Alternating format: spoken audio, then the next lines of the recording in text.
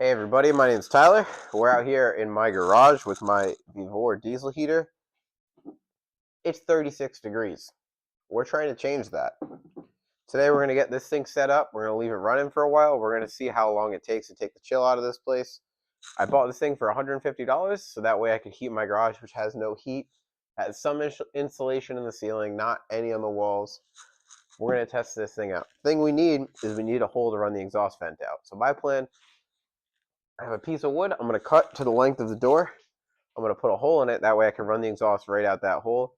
Still make it semi-sealed and be able to get the exhaust gases out of this thing. That way I don't choke out from the fumes. If you're interested, we're going to figure out how long it takes to heat this thing up, if it actually heats this garage up. And yeah, we're just going to get through it. Oh, it's 37 degrees now. Even just by me being in here, it gets a little bit warmer. But yeah, this thing's $150. I bought it on VEVOR's website directly. There'll be a link in the description for it. Basically, all I have to do is cut a piece of wood to the right length, hole saw a hole. That way I can run. These are the exhaust pipes. I'm just going to make it big enough, a little bit bigger than this, so we can run that through it. First step is take a measurement. We're going to actually open this up a little bit.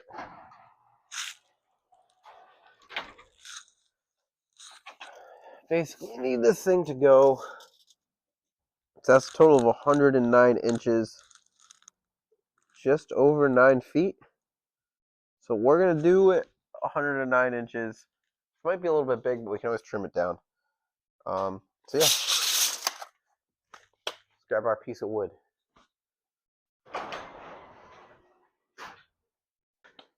Alright, we have a 10-foot 2x6 I bought from Home Depot. I'm going to measure it.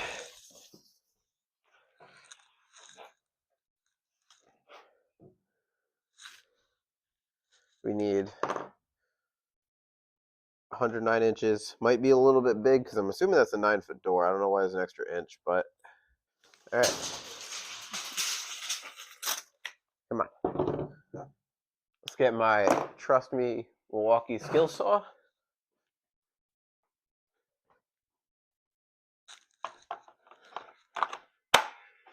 And a battery.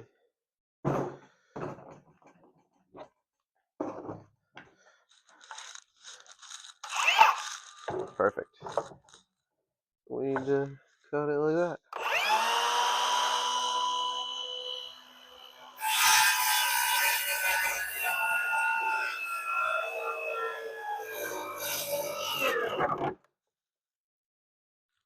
Of course, I picked the one with the dead battery.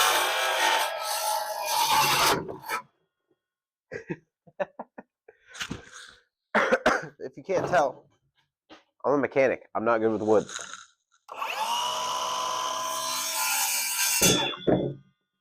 There we go. Don't mind that. Alright, that's our extra piece. Let's see how we did.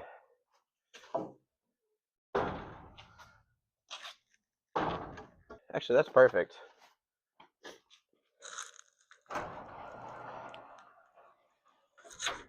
I'm gonna unlock that just because.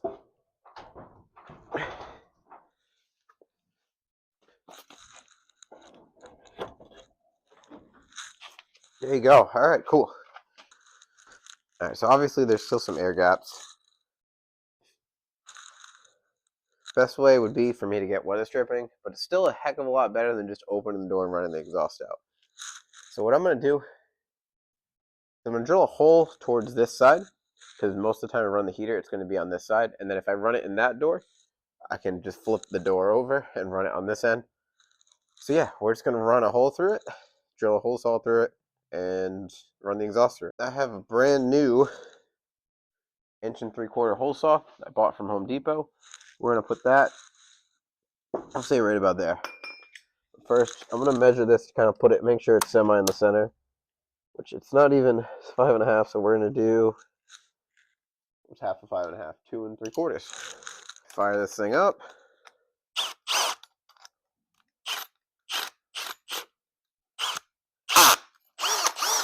Alright, so let's go. That looks about centered right.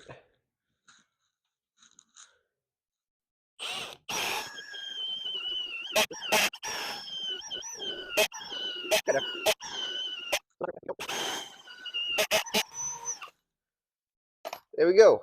All right, we got it. So now we got a nice hole. I wanted to oversize a little bit because they have like a little insert to put into the walls that you can just screw this into. Obviously, this won't fit out of it, but to run this, screw it on from the outside, and that's that. So that's pretty cool.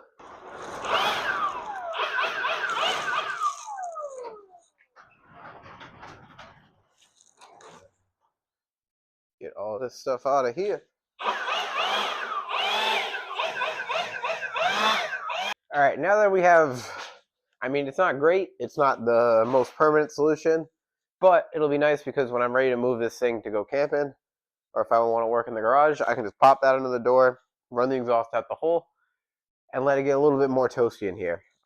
Obviously, if it's permanent, you're gonna drill a hole in a wall, put a hole in a window, or something like that. But this is do fine for just now. That literally took me 15 minutes, and I think this piece of wood was like $8 at Home Depot. So let's set this thing up. All right, everybody. So I know I started filming the other video the other day. I didn't like my results because I realized I read the temperature wrong at the beginning and said the wrong temperature throughout the entire video. So we're going to film another test today. We ran it for about 4 hours before, so it's already kind of broken in a little bit. The only thing is some screws fell out of it. So we need to put those screws back in. It's a long day at work for whoever built this. Didn't want to put their screw back in. Oh my gosh. There's 2 screw holes here and here on the top of this, which this is going to kind of suck to get in there. So we need to screw from the underside of Phillips head, which I'm assuming you can see that there's not much room. So basically, I need to drop this down. I don't know how the heck I'm going to do that. That's going to be fun. So we're going to figure that out. First step, screwdriver. But yeah, I moved it after the test and noticed that there was some jingling around in there. So I have to take, I'm assuming, this front plate off. Should probably do this so you can see it better, huh? This front plate off. Oh my god, is there something holding it on the top? And there's one right above the exhaust. You're freaking kidding me. Alright, so the construction of this is a little bit wonky. Life easier, maybe.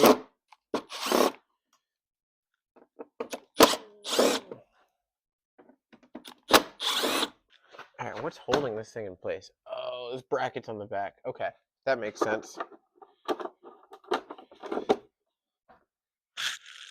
Which are behind the fuel tank.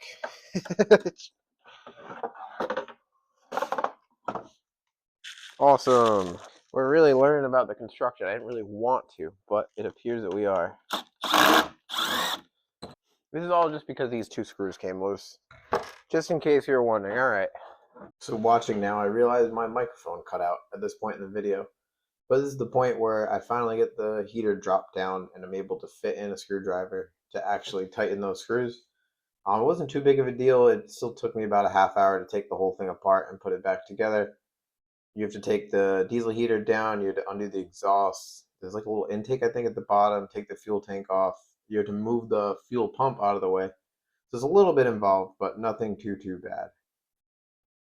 This is just me setting it up under the door. But yeah, it kind of was a bummer. I had to take the whole thing apart to just tighten 2 screws, but that's just part of what happens when you only spend $150 on a heater. But other than that, it still works fine. Just figured I'd include that in there for anyone who's thinking about buying one. Just keep an eye out for screws coming loose. All right, so here we are, set up in the garage. I'm going to top this thing off with a fresh full tank of diesel. That way I can kind of get an idea of how much it's burning, even though it doesn't have a level sensor, so it's kind of tricky to tell.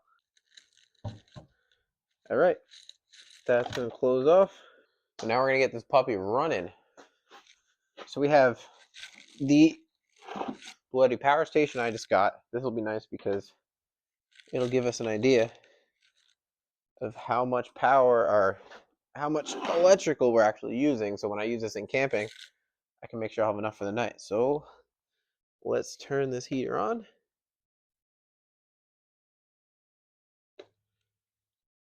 All right, it's on.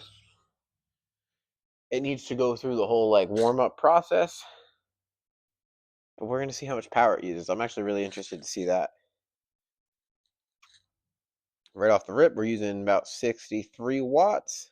They don't use a ton of power once they're actually running, but it's the initial startup. Like right now, we're at 90 watts, 95 watts. Ooh,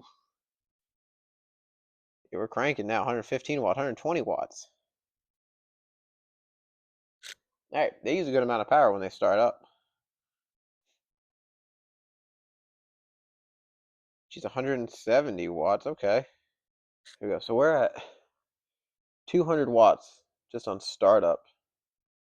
That also might be more inefficient because I have the AC adapter.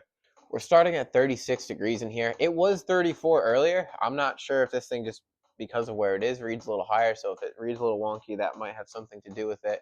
But right now, we're at 36 degrees. And diesel heater is just firing up. We're using 228 watts. So that's a pretty good amount of power. Oh, and now it just dropped. Okay, so that's good. So we're down to 60 watts now. Much, much better on power. It's just that initial startup that uses a lot of power, so that's cool. So we're going to put this thermostat down, or thermometer. Thermostat? Yeah, thermometer. Down. We're going to let this fire up.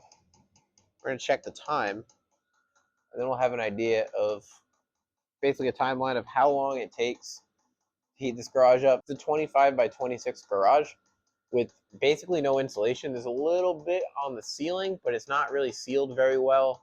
There's none on the walls. There's none on the garage doors. So this is a pretty big space for this small heater. But we're going to test it out. That's the whole point of this, to really get an idea of how much we can do with a $150 heater and a gallon of diesel. So it is 12:30 in the afternoon.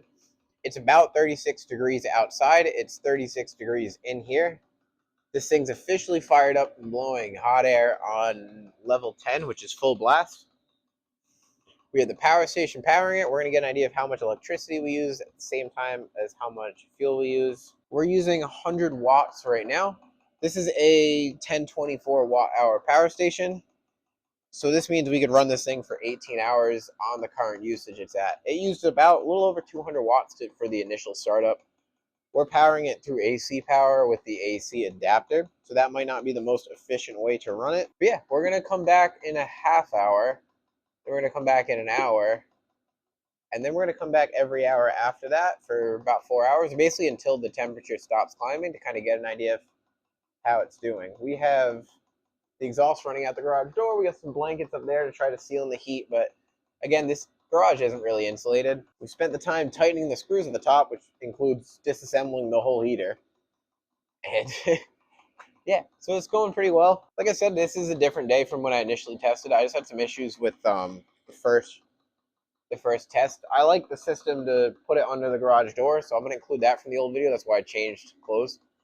And I have a power station now, so I wanted to use that to kind of give the full off-grid experience. I'm not plugged into my garage in any way.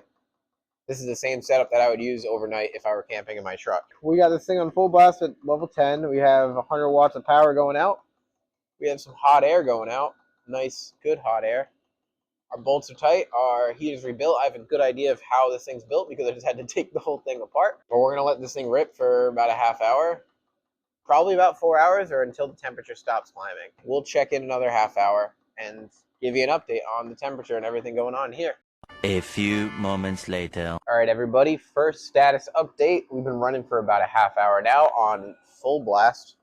Currently at 39 degrees. We started at 36 degrees. So we've gone up 3 degrees. I don't know why it took me a second to think about that. So we've gone up 3 degrees in about a half hour. That's pretty quick. Obviously, you might still be able to see my breath, but it's still semi-cold in here. We've gone up 3 degrees from a half hour running on full blast. We've used, besides startup, we used 200 watts. Other than that, we've been using around 100 watts to keep this thing going with the power station. Yeah, we've been running for a half hour. I'm gonna check back in another half hour, and then we'll start checking back on the hour.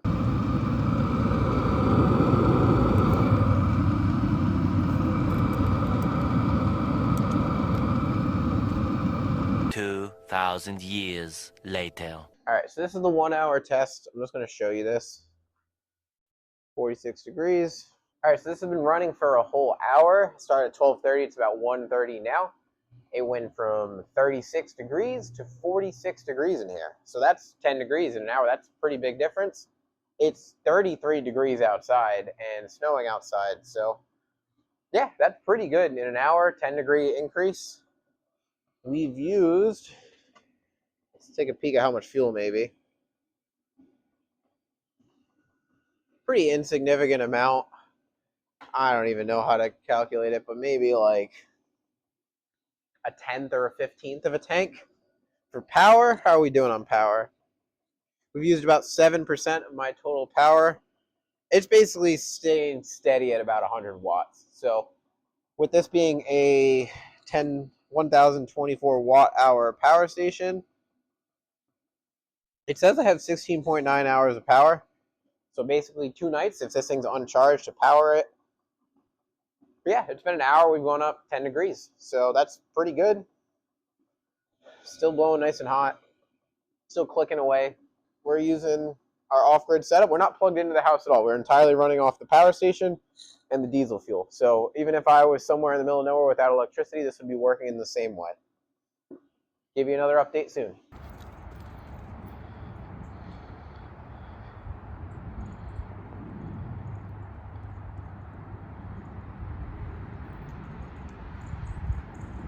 One eternity later.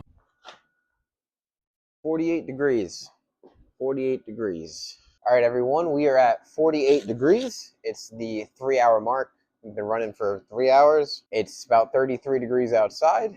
It started off at 36 degrees in here. So we've gone up 12. That's pretty good, especially considering the temperature outside is starting to fall because now it's about 3:30. Sun's starting to set. So the fact that it's still climbing a little bit in here is pretty good. So we've gone up 12 degrees in about 3 hours. I'll probably run it for another hour. If the temperature stays the same, I'll probably shut it down. 3 hours, 12 degrees. That's a pretty good improvement. Thing's still blowing good hot air. Maybe a quarter of the tank, a third of the tank. Actually, probably about a quarter of the tank has been used. As far as power, we're still running at 100 watts. We've used about 100 watts of power, but 18% of the 1,000 watt hours of this little power station. Yeah, we're just going to keep it going for another hour, check in soon. If anything changes, we'll update you. If it stays the same, I'll still come back for an update, and we might shut it down at that point, because once it gets darker, it's going to be tough for this to keep up with the temperatures. A few moments later. All right, everybody. Thank you for sticking around this long. This is the 4th hour. We've been firing this diesel heater off since 12:30 today. It's now 4:30. Still hovering at 48 degrees in here. Still holding steady at 48 degrees. So the last hour, we've just been maintaining the same temperature. The temperature outside has gone from 33 to 30 degrees, and the sun is now set, so it's starting to get dark outside. So the temp outside has dropped, even though it's maintained the same heat temperature in here. So we ran this diesel heater for 4 hours. The first hour, we went up 10 degrees. The second hour, we went up another 2 degrees.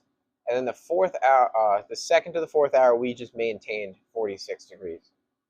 So in this garage, 25 by 26, it's a big two-car, a slightly oversized two-car garage. No wall insulation, no door insulation, a little insulation on the ceiling. So it doesn't really hold the heat in very well.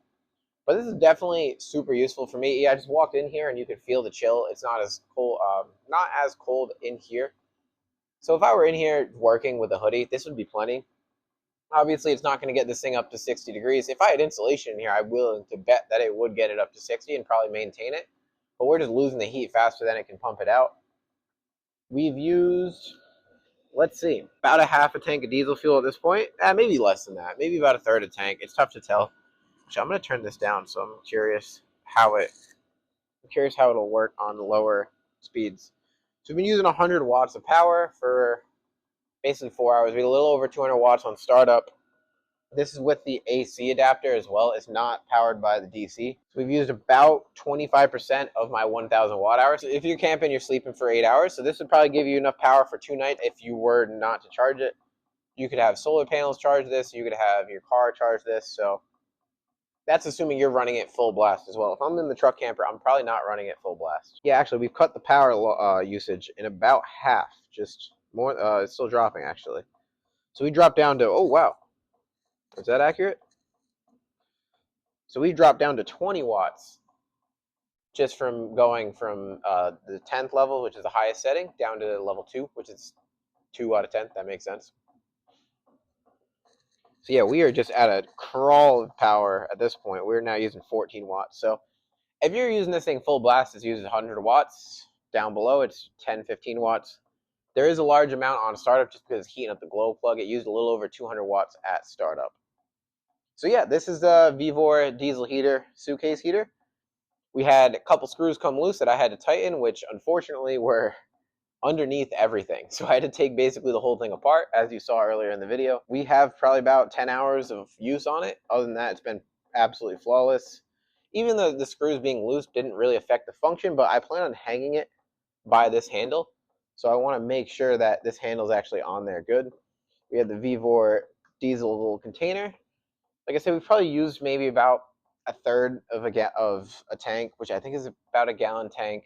If you're interested in buying your own VEVOR diesel heater, whether it be for camping or for to heat your garage, I have an affiliate link in the description. I'll get a small commission of when you order it, and it'll be much appreciated. I think this cost me $150. I think this was around $35, $40, and it also comes with this in order to mount it. So you can kind of mount it to a pole or something like that, and it has a lockable a key on here. That way, no one can steal your 1 gallon of diesel, which kind of seems silly, but you don't have to lock it if you don't want to. So that's my VEVOR diesel heater garage test. Hope you enjoyed. Hope you found this informative. We're going to do the next test on my truck camper cap. It's a little wedge, pop-up wedge outside camper's cap. We're going to test it out in there. That way, when I'm ready to go camping this winter, I know that I'm not going to freeze for the night. I'm pretty confident I won't, but I just like to get some numbers, some data to see how it'll actually work before I actually put myself in a situation where I have no choice but to stay warm for the night. But yeah, we're running at a level 2 right now. We're using 13 watts. This thing uses hardly any power once it gets going. I thought maybe it was using more because we have it plugged into AC, so then it has to use a little bit more power to convert the DC power to AC in order to power this thing, but this is a pretty insignificant amount of power. But yeah, thank you for watching again. My name's Tyler. I have affiliate links in the description for this and the other types of models of diesel heater that they have and the little jug. If you enjoyed, please subscribe. We're going to do another test on this thing in the camper cap.